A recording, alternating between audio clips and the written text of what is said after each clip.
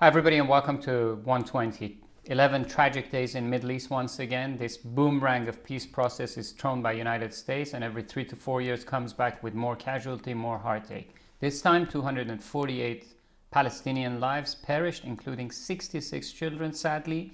On the other side, 10 innocent lives in Israel, including 2 children, unfortunately.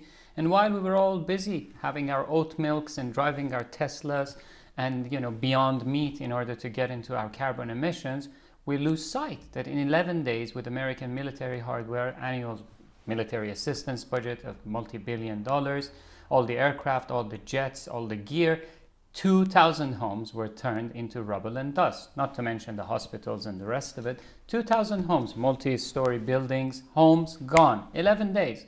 At the same time, United States is parading and going around the world talking about net zero. How can you talk about net zero? How can you gear your ally and turn a blind eye to a ceasefire and talk about net zero?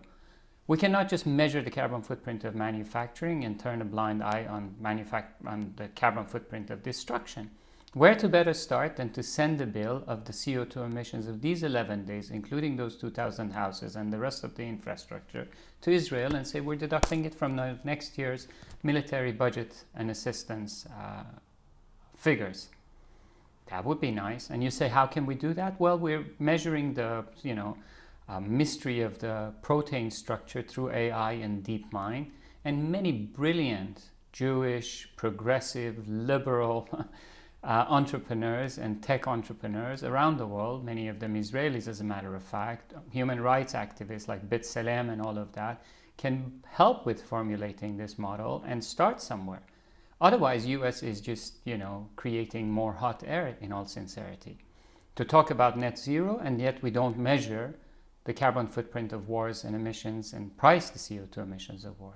Extrapolate the same model of 2,000 homes in 11 days to 20 years in Afghanistan and Iraq, and you come to 2.6 million homes.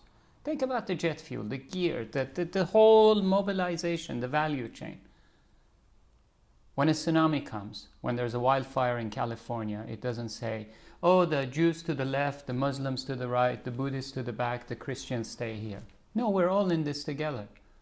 And we cannot talk about net zero and continue to emit hot air by turning a blind eye on the CO2 emissions of wars. The onus, as a matter of fact, the biggest challenges to the militaries, the biggest opportunities for the militaries as well, then rather than destroying everything, to turn this sheer power into measuring, creating, and turning into a force to fight climate change. But these 11 days and these 2,000 homes can be a case study. Let us all hold them responsible, pull forward, push forward, and let us pray for the broken hearts in Palestine and in Israel and around the world, and for lasting peace. Do subscribe and see you soon, and don't forget the link on the comprehensive outlay of this proposal. Thank you.